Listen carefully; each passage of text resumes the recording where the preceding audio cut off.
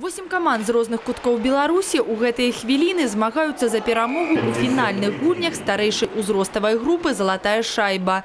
Турнір распачаўся яшчэ некалькі месяцаў таму. Пружанскія хакеісты і ў малодшай і старэйшай узроставай групах сталі фіналістамі Брэсцкай вобласці і заваявалі права выступаць у рэспубліканскім фінале.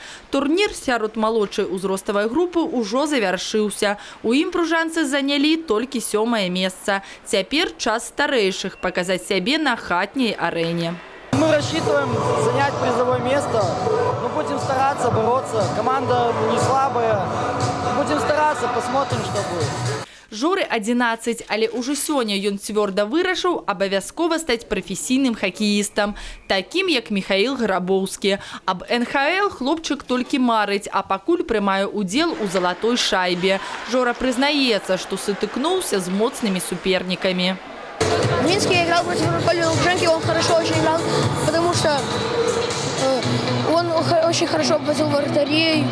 Но команда хорошо готова физически, думаю, поборемся за победу. На пружанскім людзе фінальныя гульні залатой шайбы праходзяць ужо 8-й год. Всегда соревнования проводились на самом высоком уровне.